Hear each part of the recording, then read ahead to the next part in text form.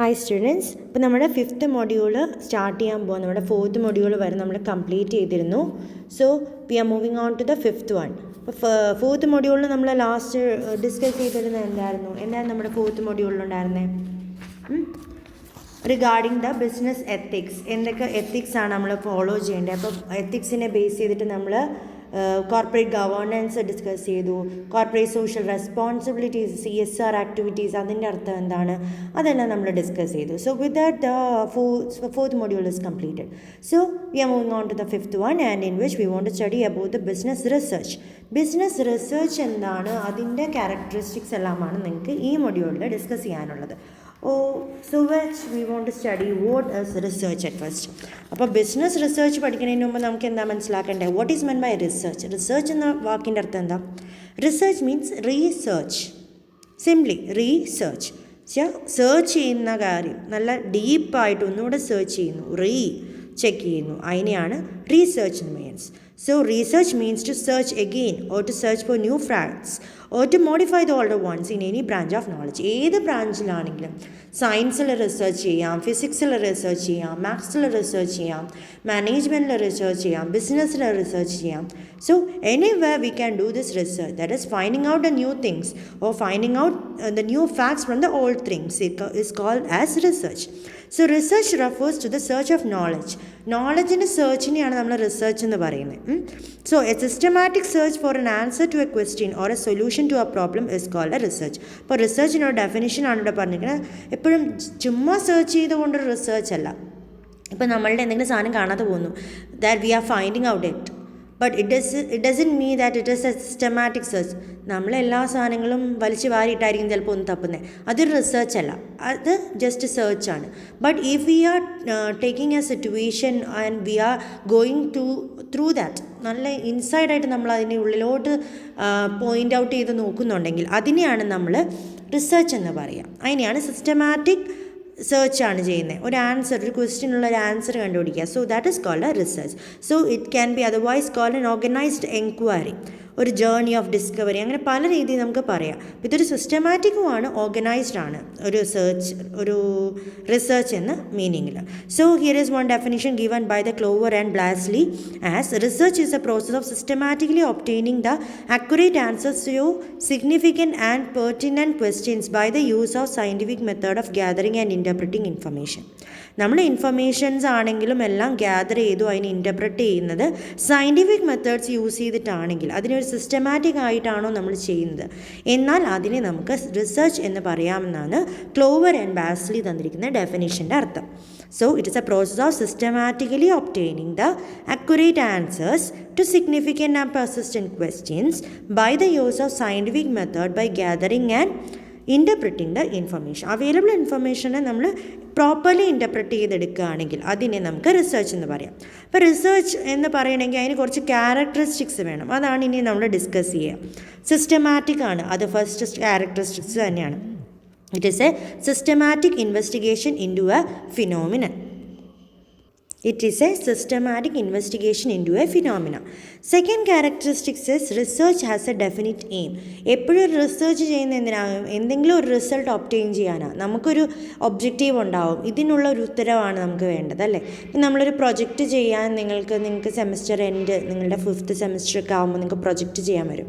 അപ്പോൾ അതിനകത്ത് പ്രൊജക്റ്റ് എന്ന് പറയുന്നത് it's a kind of research. We are searching something out. അപ്പോൾ അതിനകത്ത് നിങ്ങൾ കണ്ടുപിടിക്കേണ്ട ഒരു കാരണമാണ്, അല്ലെങ്കിൽ എന്തെങ്കിലും ഒരു മാറ്റർ ഉണ്ടാവും, നിങ്ങളുടെ ഒബ്ജക്റ്റീവ്സ് ആയിട്ട് നിങ്ങൾ സെറ്റ് ചെയ്യുന്നുണ്ടാവും. അപ്പോൾ റിസർച്ചിന് എപ്പോഴും ഒരു ഒബ്ജക്റ്റീവ് വേണം, അല്ലെങ്കിൽ ഒരു എയിമെങ്കിലും ആവശ്യമാണ്. Third, the aim of the research is to find the solution to a problem. അപ്പോൾ ആ എയിമിൽ എന്തായിരിക്കും?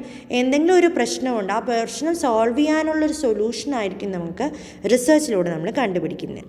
Then it uses scientific methods. നമ്മൾ റിസർച്ച് ജസ്റ്റ് വേഗമായിട്ടല്ല ചെയ്യുന്നത്. It requires some kind of scientific efforts. Scientific മെത്തേഡ്സും എഫേർട്സും യൂസ് ചെയ്തിട്ടാണ് നമ്മളെപ്പോഴും റിസർച്ച് ചെയ്യുക. It is objective and logical in nature. എപ്പോഴും ലോജിക്കലായിട്ടായിരിക്കും നമ്മളൊരു റിസർച്ച് ചെയ്യുന്നത്. Then research requires expertise and courage. നമ്മൾ നല്ല എക്സ്പെർട്ടൈസ് നോളജ് വേണം നമ്മുടെ ഫീൽഡിൽ, അതുപോലെ കറേജസും ആയിരിക്കണം. എന്നാൽ മാത്രമേ നമ്മളുടെ റിസർച്ച് ചെയ്യുമ്പോൾ പല ഒബ്സ്റ്റക്കിൾസ് വരും, നമ്മുടെ മുന്നിൽ ഭയങ്കര തടസ്സങ്ങൾ വരും. ഒബ്സ്റ്റക്കിൾസ്, ഹേർഡൽസ് എന്ന് പല പേരിൽ നമുക്ക് പറയാം. പല തടസ്സങ്ങൾ വരാം. ചിലപ്പോൾ ഫിനാൻഷ്യൽ പ്രശ്നങ്ങൾ വരാം, ചിലപ്പം നമുക്ക് ടൈം ഇല്ലാതെ വരാം, അങ്ങനെ എഫേർട്ടിൻ്റെ പ്രശ്നം വരാം, അങ്ങനെ പല രീതിയിലുള്ള ഡിഫിക്കൽട്ടീസ് നമ്മൾ ഫേസ് ചെയ്യുക. അപ്പോൾ അതെല്ലാം എന്താ, നമ്മൾ ധൈര്യത്തോടെ മുന്നോട്ട് പോകണം. അപ്പോൾ അതിനൊരു കറേജ് ആവശ്യമാണ്. We are doing a research activity and it is a patient and unhurried activity. നമ്മൾ പേഷ്യൻസ് കൂടുതൽ വേണ്ടത്. ഇവിടെ പേഷ്യൻ്റ് എന്ന് ഉദ്ദേശിക്കുന്ന പേഷ്യൻ്റ് ഒരു അസുഖക്കാരനല്ല. This is patience, about patience ആണ് പറയുന്നത്. ക്ഷമ ഉണ്ടായെങ്കിൽ മാത്രമേ നമുക്ക് റിസർച്ച് നോർമലി ചെയ്തു തീർക്കാൻ പറ്റൂ. ഇപ്പോൾ PhD ഒക്കെ ചെയ്യുന്നവരെന്ന് വെച്ചാൽ they are doing A kind of research. So they are 4 years of their life, 5 years of their life, minimum 4 or 5 years അവരെടുത്തിട്ടാണ് അവരൊരു റിസർച്ച് പ്രോബ്ലത്തിന് സൊല്യൂഷൻ കണ്ടുപിടിക്കുന്നത്. അവരുടെ ഒരു ജീവിതത്തിൽ 5 വർഷമാണ് എടുക്കുന്നത് അല്ലേ. അപ്പം അവർക്ക് നല്ല പേഷ്യൻസും വേണം. അതുപോലെ ഹറി ഉണ്ടാകുന്ന ഒരാൾക്ക്, ഭയങ്കര ധൃതി പിടിച്ച ഒരാൾക്ക് ഒരിക്കലും ഒരു PhD ഒന്നും ചെയ്യാൻ പറ്റത്തില്ല. So unhurried nature and a patient mind is required for a research. Then it emphasizes the development of generalization principles and theories. ഇനി നമ്മൾ റിസർച്ച് ചെയ്താൽ നമുക്ക് അവസാനം കിട്ടുന്ന എന്തായിരിക്കും, നമ്മൾ കുറേ തിയറീസ് ഫോമുലേറ്റ് ചെയ്യും, നമ്മൾ പല പല പ്രിൻസിപ്പിൾസ് ഐഡൻറ്റിഫൈ ചെയ്യും, പല ജനറലൈസേഷനിലേക്ക് നമ്മളെത്തും. ഇതൊക്കെയാണ് ഒരു പ്രിൻസിപ്പിൾസ് അല്ലെങ്കിൽ നമ്മുടെ റിസർച്ച് കൊണ്ട് ഒബ്റ്റെയിൻ ചെയ്യുന്ന കാര്യങ്ങൾ. Then research involves a collection of primary data and it involves use of existing data for new purpose. ഇപ്പോൾ റിസർച്ച് ചെയ്യുമ്പോൾ നമ്മൾ ഏതെങ്കിലും ഒരു ഫീൽഡിൻ്റെ മേലെയാണ് റിസർച്ച് ചെയ്യുക. അപ്പം നമുക്ക് അവിടെ അവൈലബിൾ ആയിട്ടുള്ള സെക്കൻഡറി റിസോഴ്സസും അതുപോലെ പ്രൈമറി റിസോഴ്സസും ഉപയോഗിക്കും. പ്രൈമറി റിസോഴ്സ് എന്ന് പറഞ്ഞാൽ നമുക്ക് പെട്ടെന്ന് ഈ ഡേ ടു ഡേ ലൈഫിൽ നിന്ന് കളക്ട് ചെയ്യാൻ പറ്റുന്ന ഇൻഫർമേഷൻ, അതിന് നമ്മൾ primary information, first hand information എന്ന് പറയും. പക്ഷേ ഇപ്പം നമുക്ക് മാർക്കറ്റിൻ്റെ ഇൻഫർമേഷൻ കിട്ടും. ഇപ്പം മാർക്കറ്റ് എങ്ങനെയാണ് പോകുന്നത്, അല്ലെങ്കിൽ ഇപ്പോൾ സ്റ്റോക്ക് മാർക്കറ്റിൻ്റെ ഗതി എന്താ, if it is having N upward trend or A downward trend. നമുക്കറിയാം സ്റ്റോക്ക് മാർക്കറ്റ് എന്ന് വെച്ചാൽ ഇങ്ങനെ ഒരു വേവ് പോലെ ചിലപ്പോൾ നല്ല രീതിയിൽ റൈസ് ചെയ്തുകൊണ്ടിരിക്കും, നമ്മുടെ ഷെയർസിൻ്റെയൊക്കെ വില കൂടിക്കൊണ്ടിരിക്കും. ചില സമയത്ത് ഡൗൺവേർഡ് ട്രെൻഡ് പോകും. അപ്പം ഇതിൻ്റെ മേലെ നമുക്കൊരു റിസർച്ച് ചെയ്യണം, എന്താണ് ഇപ്പോഴത്തെ ട്രെൻഡ് എന്നറിയാൻ, അല്ലെങ്കിൽ ഈ ട്രെൻഡിന് കാരണം എന്താണെന്ന് കണ്ടുപിടിക്കുക. അതായിരിക്കും നമ്മുടെ റിസർച്ച് ടോപ്പിക്. അപ്പോൾ നമ്മൾ ഐഡൻറ്റിഫൈ ചെയ്യുന്നത് എങ്ങനെയായിരിക്കും, നമ്മൾ ഇപ്പോഴത്തെ സിറ്റുവേഷൻ നോക്കും, ഇപ്പോഴെങ്ങനെയാണ് ആ ട്രെൻഡ് പോകുന്നതെന്ന് മനസ്സിലാക്കും. അതിനെയാണ് പ്രൈമറി ഡേറ്റ കളക്ഷൻ എന്ന് പറയുന്നത്. ഇപ്പോഴത്തെ സിറ്റുവേഷനിൽ വെച്ച് ഡേറ്റ കളക്ട് ചെയ്യുന്നു. അതേപോലെ തന്നെ കഴിഞ്ഞ വർഷം ഇതേ സിറ്റുവേഷനിൽ എങ്ങനെയാണ് സംഭവിച്ചത്, അല്ലെങ്കിൽ കൊറോണയ്ക്ക് മുമ്പ് എങ്ങനെയായിരുന്നു നമ്മുടെ സ്റ്റോക്ക് മാർക്കറ്റിൻ്റെ ട്രെൻഡ് എന്നത് നമ്മൾ ഐഡൻറ്റിഫൈ ചെയ്യുക. അതിപ്പോൾ നമുക്ക് മെഷർ ചെയ്യണമെങ്കിൽ എങ്ങനെയാണ്, പണ്ടത്തെ ഡേറ്റ ഉപയോഗിച്ചിട്ടേ നമുക്ക് റെഫർ ചെയ്യാൻ പറ്റുള്ളൂ. അതിനെയാണ് സെക്കൻഡറി ഡേറ്റ എന്ന് പറയുക. അപ്പം റിസർച്ചിൽ എപ്പോഴും എന്ത് റിസർച്ച് ആക്ടിവിറ്റി ചെയ്യുകയാണെങ്കിലും അപ്പം നമുക്കൊരു primary data as well as secondary ഡേറ്റയുടെ കളക്ഷൻ്റെ ആവശ്യമുണ്ട്. That is another characteristics of research. And the last one is research is carefully recorded and report. Research എപ്പോഴും കെയർഫുള്ളി റെക്കോർഡ് ചെയ്യേണ്ടതാണ് ആൻഡ് റിപ്പോർട്ടും ചെയ്യേണ്ടതാണ്. So these are the major characteristics of research. It is a systematic investigation into a phenomena. Research has a definite aim. The aim is to find the answer or the solution to a problem. It uses scientific methods. It is objective and logical in nature. ഇപ്പോൾ ലോജിക്കലായിരിക്കണം research. ഒരു ലോജിക്കില്ലാത്ത കാരണങ്ങൾക്കൊന്നും നമ്മൾ research ചെയ്യരുത്. Then it requires expertise and courage. നമുക്ക് ആ ഏരിയനെ പറ്റിയിട്ടുള്ള നല്ല knowledge ഉണ്ട്. ഇപ്പോൾ സ്റ്റോക്ക് മാർക്കറ്റിൻ്റെ റിസർച്ച് നമ്മൾ ചെയ്യുന്നു എന്ന് പറഞ്ഞു. സ്റ്റോക്ക് മാർക്കറ്റ് എന്താണെന്ന് പോലും അറിയാത്ത ഒരാൾക്ക് എന്തായാലും ആ റിസർച്ച് ചെയ്യാൻ പറ്റില്ല. So we need to have an expertise knowledge in that field to do a research. There is patience and unhurried nature required by the researcher. റിസർച്ചറിന് എപ്പോഴും വേണ്ട 2 ക്യാരക്ടറിസ്റ്റിക്സ് ആണ് പേഷ്യൻസ് ആൻഡ് അൺഹറിനെസ്. ഹറി ആയിരിക്കരുത്, ഒരു ആക്ടിവിറ്റി പെട്ടെന്ന് ചെയ്തു തീർക്കണം, അങ്ങനെ ചിന്ത അവർക്ക് ഉണ്ടാവരുത്. Then it emphasizes the development of generalization principles and theories. Theories formulate ചെയ്യുക, പ്രിൻസിപ്പിൾസ് ഐഡൻറ്റിഫൈ ചെയ്യുക, ജനറലൈസേഷനിലേക്ക് എത്തിപ്പെടുക. ഇതൊക്കെയാണ് ഒരു റിസർച്ചിൻ്റെ എംഫസൈസ് ആയിട്ട്, അതൊക്കെ ഡെവലപ്പ് ചെയ്യാണ് ഒരു റിസർച്ചിൻ്റെ എംഫസൈസ് ആയിട്ട് വരുന്നത്. And also it involves A collection of primary as well as secondary data. Primary data കളക്ഷനും സെക്കൻഡറി ഡേറ്റ കളക്ഷനും ഇതിനകത്ത് ഇമ്പോർട്ടൻ്റ് ആണ്. And the last one is the research is carefully recorded and reported. Research എപ്പോഴും carefully വേണം നമ്മൾ report ചെയ്യാനും record ചെയ്യാനും. So these are the major characteristics of research. Okay, so research എന്താണെന്ന് നമ്മൾ കണ്ടു. അപ്പം ബിസിനസ് റിസർച്ച് ആണ് നമ്മുടെ മോഡ്യൂൾ. പക്ഷേ അതിന് മുമ്പ് നമ്മൾ റിസർച്ച് എന്താണെന്ന് മനസ്സിലായാലേ ഒരു ബിസിനസ് റിസർച്ചിലേക്ക് എത്താൻ പറ്റുള്ളൂ. അപ്പോൾ റിസർച്ച് എന്താണ്? റീസേർച്ചാണ്. ഒരു മാറ്ററിലേക്ക് നമുക്കൊരു പ്രോബ്ലത്തിന് സൊല്യൂഷൻ കണ്ടുപിടിക്കണമെങ്കിൽ നമ്മൾ ആ മാറ്ററിലേക്ക് ഇറങ്ങിച്ചെന്ന് ഒന്നുകൂടെ ആ മാറ്റർ റീസ്റ്റഡി ചെയ്യുന്നു, ഒന്നുകൂടെ പഠിച്ച് അതിന് എന്താ തെറ്റ് പറ്റിയത്, എന്താ ഇതിനകത്ത് ഡിഫിക്കൽറ്റി എന്നത് ഐഡൻറ്റിഫൈ ചെയ്യുന്നതിനെയാണ് നമ്മൾ റിസർച്ച് ആക്ടിവിറ്റി എന്ന് പറയുന്നത്. അതേപോലെ അതിനുള്ള വേരിയസ് ക്യാരക്ടറിസ്റ്റിക്സ് ആണ് നമ്മളിപ്പോൾ ഡിസ്കസ് ചെയ്തുകൊണ്ടിരുന്നത്. ഇറ്റ് ഈസ് സിസ്റ്റമാറ്റിക്, അതിനൊരു എയിം ഉണ്ടായിരിക്കണം, അത് എക്സ്പെർട്ടൈസ് ആവശ്യമുള്ളൊരു ഏരിയ ആണ്. It should be logical, it needs patience and it should be carefully recorded and reported. So these are the characteristics of a research activity. അതേപോലെ ഇനി നമുക്ക് പഠിക്കേണ്ട what is the significance of or importance of research. ഈ research activity നമ്മൾ conduct ചെയ്യുന്നതുകൊണ്ട് ഒരു ബിസിനസ്സിലാണെങ്കിലും ഏത് ഫീൽഡിലാണെങ്കിലും നമ്മൾ റിസർച്ച് ചെയ്യുന്നതുകൊണ്ട് എന്താണ് ഗുണം? What is the significance of what is is importance? റിസർച്ചും പ്രോഗ്രസ്സും ഒരു കോയിനിന് രണ്ട് സൈഡാണെന്നാണ് പറയുന്നത്. വെച്ചാൽ നമ്മൾ റിസർച്ച് ചെയ്താൽ എങ്ങനെയൊക്കെ മാറ്റങ്ങൾ വരുത്തിയാൽ അതിൽ കുറച്ചുകൂടെ നന്നാക്കാൻ പറ്റുമെന്ന് അറിയാൻ പറ്റുള്ളൂ, അല്ലേ? ഇപ്പം നമ്മളൊരു കമ്പനി റൺ ചെയ്യുക. അപ്പോൾ കമ്പനി റൺ ചെയ്യുമ്പോൾ നമ്മൾ ഫേസ് ചെയ്തു നമുക്ക് ഭയങ്കര ലോസ് സംഭവിക്കുകയാണ് കമ്പനിയിൽ. So what we will do a research activity. നമ്മൾ നോക്കും എന്താണ് ഇപ്പോഴത്തെ ലോസിന് കാരണമായിട്ടുള്ളത്. അത് ഒരു റിസർച്ച് ആക്ടിവിറ്റി. അപ്പോൾ നമ്മൾ ഇപ്പോഴത്തെ ഡേറ്റ കളക്ട് ചെയ്യും, പണ്ടത്തെ ഡേറ്റ കളക്ട് ചെയ്യും. അപ്പോൾ പ്രൈമറി ഡേറ്റയും സെക്കൻഡറി ഡേറ്റയും കളക്ട് ചെയ്തു, എന്നിട്ട് സ്റ്റഡി ചെയ്തപ്പോൾ നമുക്ക് മനസ്സിലായി ഓക്കെ ഈ ഏരിയാസിലൊക്കെയാണ് നമ്മൾ ഡള്ളായത്. So next step what we will try to change that. അല്ലെങ്കിൽ നമ്മൾ ആ ഒരു ചേഞ്ച് അഡോപ്റ്റ് ചെയ്യാൻ നോക്കും. എന്നിട്ട് കുറച്ചുകൂടി നല്ല രീതിയിൽ എങ്ങനെ പെർഫോം ചെയ്യും എന്നത് ഐഡൻറ്റിഫൈ ചെയ്യും. അങ്ങനെ ഓട്ടോമാറ്റിക്കലി നമുക്ക് പ്രോഗ്രസ് ഉണ്ടാവും, ഇല്ലേ? അപ്പോൾ ഇതാണ് ഒരു റിസർച്ചും പ്രോഗ്രസ്സും ഒരു കോയിൻ്റെ രണ്ട് സൈഡാണ്. റിസർച്ച് ഉണ്ടെങ്കിൽ മാത്രമേ പ്രോഗ്രസ് ഉണ്ടാവത്തുള്ളൂ ഒരു ഓർഗനൈസേഷൻ. ഓക്കെ, സോ എന്താണ് അറിയാത്തതെന്ന് കണ്ടുപിടിക്കുന്ന ആ ക്യൂരിയോസിറ്റി കാരണമാണ്. ആ ക്യൂരിയോസിറ്റി സാറ്റിസ്ഫൈ ചെയ്യാൻ വേണ്ടിയിട്ടാണ് നമ്മൾ ഓൾമോസ്റ്റ് ദിസ് റിസർച്ച് ചെയ്യുന്നത്. ഇപ്പം നമുക്ക് സിഗ്നിഫിക്കൻസ് ആയിട്ട് ക്ലാസിഫൈ ചെയ്ത് പറയാനാണെങ്കിൽ the first one is it leads to discovery and innovation. Research activities ചെയ്യുമ്പോഴാണ് പലതും നമ്മൾ പുതിയതായി കണ്ടുപിടിക്കുന്നത്. പുതിയ ഡിസ്കവറീസും പുതിയ ഇന്നൊവേഷൻസിനും ഒക്കെ കാരണമാകുന്നത് ഒരു റിസർച്ചാണ്. Research helps to discover the unknown areas, events and situation. By discovering the unknown areas, events and situation, research help to open doors for more and more opportunity that benefits us. നമുക്ക് പിന്നെയും opportunities ആയിരിക്കും അപ്പോൾ തുറന്നു വരുന്നത്. അതാണ് പുതിയ വാതിലുകളായിരിക്കും തുറന്നു വരുന്നത് ഒരു പുതിയ റിസർച്ച് ചെയ്യുമ്പോൾ. Because it create some innovative creations on the minds of the research.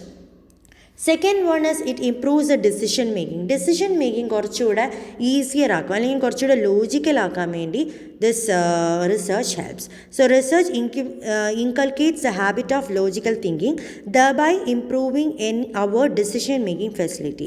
All business organization and government make their decisions after a careful analysis of the prevailing circumstances.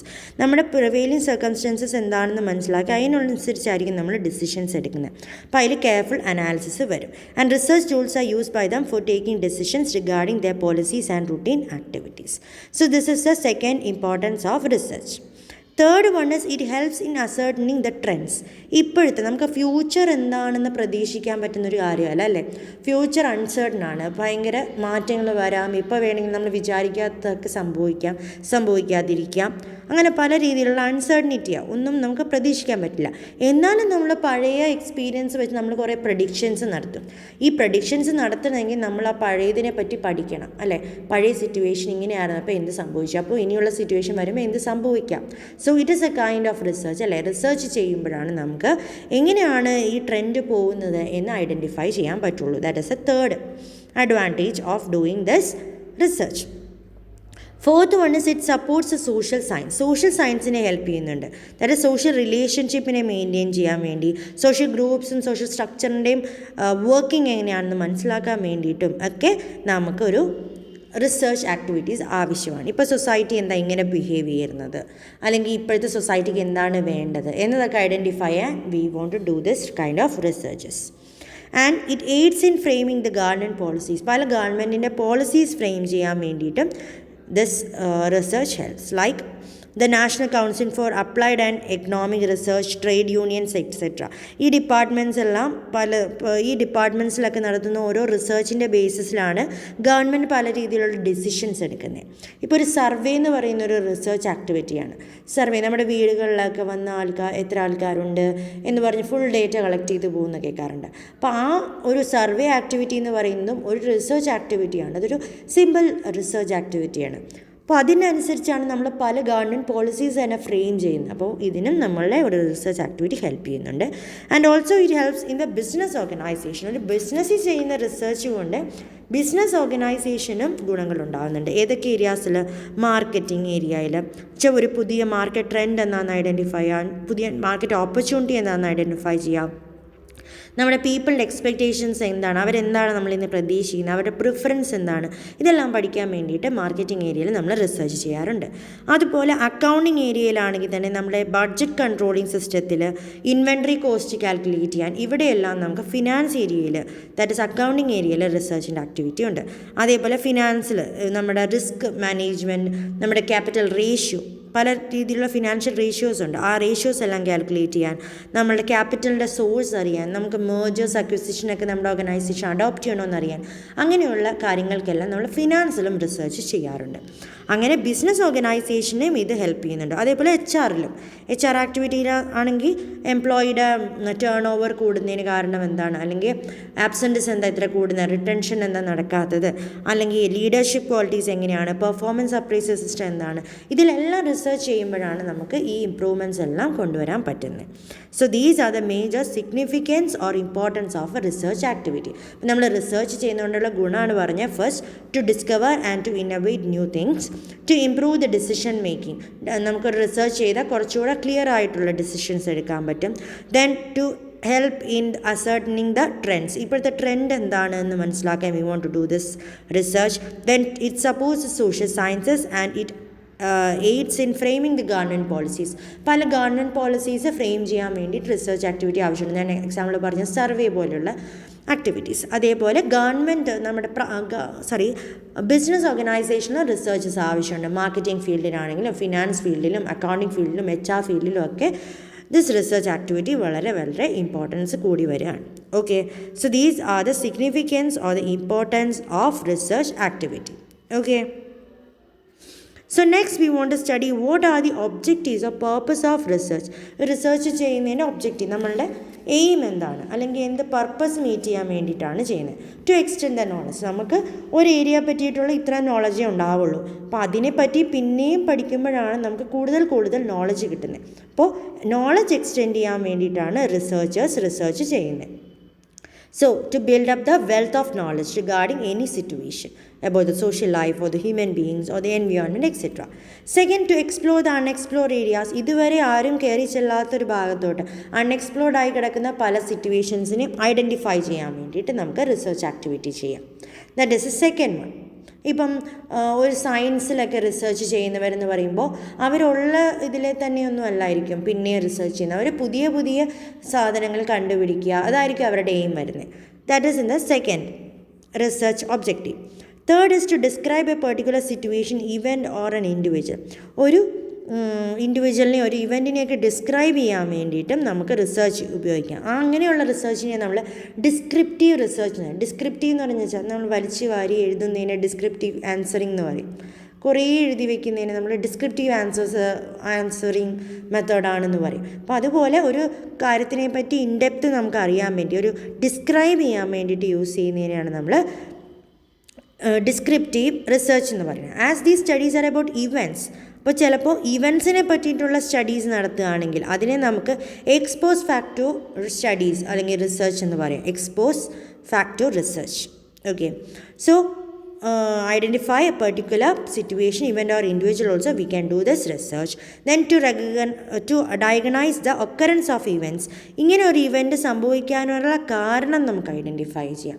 ഇപ്പോൾ ഒരു സുനാമി ഉണ്ടായി അല്ലെങ്കിൽ ഒരു വെള്ളപ്പൊക്കം ഉണ്ടായി നമ്മുടെ ഇവിടെ കുറച്ച് നാൾ മുമ്പ് അല്ലേ. വെള്ളപ്പൊക്കം ഉണ്ടായപ്പോൾ അതിൻ്റെ മേലെ പല എൻവയോൺമെൻറ്റ് സയൻറ്റിസ്റ്റുകളെല്ലാം റിസർച്ച് ചെയ്തിട്ടുണ്ട്. Because they want to know what is the reason behind this unexpected flood. അല്ലേ? നമുക്കൊരു അൺഎക്സ്പെക്റ്റഡ് ആയിട്ടായിരുന്നു ആ ഫ്ലഡ് സംഭവിച്ചത്. അപ്പോൾ അതിന് കാരണം എന്താണെന്നുള്ളത് നമ്മൾ കണ്ടുപിടിക്കാൻ പോയി. അപ്പോൾ കണ്ടുപിടിക്കാൻ പോയതുകൊണ്ട് അങ്ങനെയുള്ള റിസർച്ചിനെ നമുക്ക് ഡയഗ്നോസ്റ്റിക് റിസർച്ച് എന്ന് പറയാം. ഡയഗ്നൈസ് ചെയ്തെടുക്കില്ല, അപ്പോൾ അതിന് ഡയഗ്നോസ്റ്റിക് റിസർച്ച് എന്ന് പറയാം. ദെൻ ടു എക്സ്റ്റാബ്ലിഷ്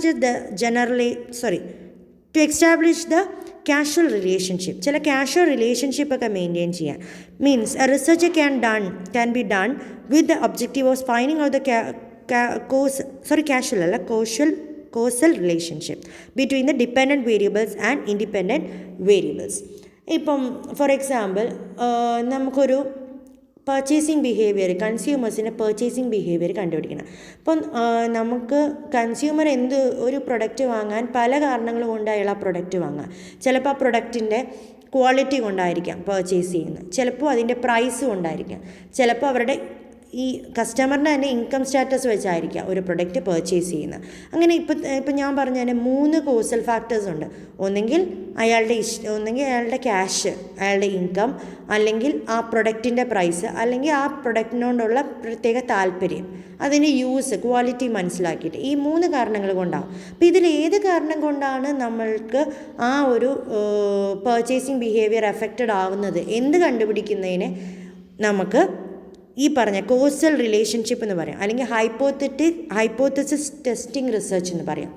നമ്മളുടെ ഹൈപ്പോത്തസിസ് അപ്പോൾ എന്തായിരിക്കും? The income level is influencing the buying behaviour of the customers എന്ന് പറയാം. Purchasing behaviour depends upon the income level, അല്ലെങ്കിൽ purchasing power depends upon the price of the product, or purchasing behaviour based on the quality of the product. അപ്പോൾ ഈ 3 എണ്ണത്തിൽ എന്താണെന്ന് കണ്ടുപിടിക്കാൻ അതിനെ hypothesis testing research എന്നാണ് പറയുക. അതിന് വേണ്ടിയിട്ട് നമുക്ക് യൂസ് ചെയ്യാം ഒരു research activity. Then to establish the generalisation, പല ലോസൊക്കെ നമ്മൾ കേട്ടിട്ടുണ്ടാവും. ലോ ഓഫ് ഡിമാൻഡ് നമുക്കിനി പഠിക്കാനല്ലോ. ലോ ഓഫ് ഡിമാൻഡ് നിങ്ങൾ സ്കൂളിൽ പഠിച്ചു വെച്ച law of gravitation, Newton's law of ഗ്രാവിറ്റേഷനൊക്കെ പഠിച്ചിട്ടുണ്ടല്ലേ. അപ്പം അങ്ങനെയുള്ള ലോസ് എല്ലാം ഫോർമുലേറ്റ് ചെയ്യാൻ വേണ്ടി, അങ്ങനെയുള്ള ജനറലൈസേഷൻസ് എല്ലാം ഫോർമുലേറ്റ് ചെയ്യാൻ വേണ്ടിയിട്ട് നമുക്ക് റിസർച്ച് നടത്താം. അപ്പം ന്യൂട്ടൺ ചെയ്തതും എന്തുവാ, ഒരു കൈൻഡ് ഓഫ് റിസർച്ച് ആയിരുന്നു. ആപ്പിൾ താഴോട്ട് വീഴുന്നു എന്നുള്ളത്, അതെന്തുകൊണ്ട് താഴോട്ട് വീഴുന്നു, അതൊരു പ്രോബ്ലം ആയിരുന്നു താഴോട്ട് വീഴുന്നത് അല്ലേ, അത് ഐഡൻറ്റിഫൈ ചെയ്തു. അപ്പോൾ ഒരു ജനറലൈസേഷനിലേക്ക് എത്താൻ വേണ്ടിയിട്ട് നമുക്ക് റിസർച്ച് ചെയ്യാം.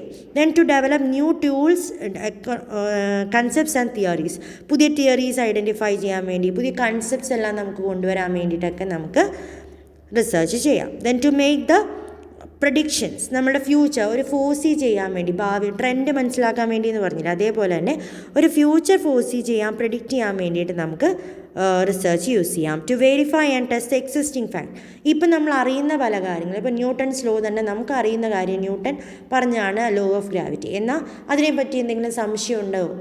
ഇപ്പം നമ്മൾ മൂണിൽ പോയി കഴിഞ്ഞാൽ there is no gravity zero. അപ്പോൾ നമുക്കവിടെ താഴോട്ട് നമ്മൾ എയറിൽ നിൽക്കുമെന്നാണ് പറയുന്നത് അല്ലേ. അപ്പോൾ അവിടെ ചെന്നപ്പോൾ ചിലപ്പം അതിന് മുമ്പ് നമ്മൾ ഐഡൻറ്റിഫൈ ചെയ്തു നമ്മുടെ എർത്തിലാണ് ഇത്രയും ഗ്രാവിറ്റി ഉള്ളത്, മൂൺ എന്ന പ്ലാനറ്റിൽ ചെന്നപ്പോൾ ഗ്രാവിറ്റി ഇല്ലയെന്ന് ഐഡൻറ്റിഫൈ ചെയ്തു അല്ലേ. അപ്പോൾ അങ്ങനെ എക്സിസ്റ്റിംഗ് ഫാക്റ്റിൻ്റെ മേലെ നമുക്ക് പിന്നെയും സ്റ്റഡി നടത്തി പുതിയ കണ്ടുപിടുത്തങ്ങൾ ചെയ്യാൻ വേണ്ടിയിട്ട് നമുക്ക് റിസർച്ച് ചെയ്യാം. Then to contribute to the national development വേണ്ടിയിട്ട് നമുക്ക് റിസർച്ച് ആക്ടിവിറ്റി ചെയ്യാം. And also to make some decision, പല ഏരിയാസിൽ ബിസിനസ് റിലേറ്റഡ് ആയിട്ടും നോൺ ബിസിനസ് റിലേറ്റഡ് ആയിട്ടുള്ള പല ഡിസിഷൻ മേക്കിങ്ങിലും we can use this kind of researches. So these are the objectives of purpose of research. First, to extend the knowledge, to explore the unexplored areas, to describe a particular situation, event, or an individual, to diagnose the occurrence of events, to establish the causal relationship like the hypothesis testing research, to establish the generalization, to develop new tools, concepts, and theories, to verify and test the existing fact, to make prediction, to make decision, to contribute to national development. So these are the major objectives of research. Okay, so അപ്പോൾ നമ്മൾ ഇന്ന് discuss ചെയ്ത് എന്തൊക്കെയാണ്? First we have discuss what is meant by research, its definition, then what are the characteristics of research, what are the significance or importance of research, discoveryക്ക്, decision making-നെ, trend മനസ്സിലാക്കാൻ, social സയൻസിനെ support ചെയ്യാൻ, and also for formulating the government policies. അതുപോലെ business research ആണെങ്കിൽ business areas ആയിട്ടുള്ള marketing, HR, finance, accounting, അവിടെയെല്ലാം പുതിയ കുറേ ഹെൽപ്പ് പ്രൊവൈഡ് ചെയ്യാൻ വേണ്ടിയിട്ട്. പിന്നെ നമ്മൾ ലാസ്റ്റ് ഡിസ്കസ് ചെയ്ത ഒബ്ജക്റ്റീവ് അല്ലെങ്കിൽ നമ്മൾ റിസർച്ച് ചെയ്യുന്നതിൻ്റെ എയിം എന്താണ് എന്നതും നമ്മൾ ലാസ്റ്റ് ഡിസ്കസ് ചെയ്തു. Okay, so next day we want to deal with what are the qualities of a good research. നല്ലൊരു റിസർച്ച് എന്ന് പറഞ്ഞാൽ എന്തൊക്കെ എന്നത് നമുക്ക് നെക്സ്റ്റ് ക്ലാസ് തൊട്ട് ഡിസ്കസ് ചെയ്യാം. Okay, so that's all for the day. നിങ്ങൾക്ക് എന്തെങ്കിലും ഇത്രയും പോർഷൻസിൽ ഡൗട്ട് ഉണ്ടെങ്കിൽ നിങ്ങൾ ചോദിക്കണം. I can clear that as soon as possible. Okay, so we can meet in the next lecture with the qualities of good research and the quantitative and qualitative approaches of research. Okay, thank you.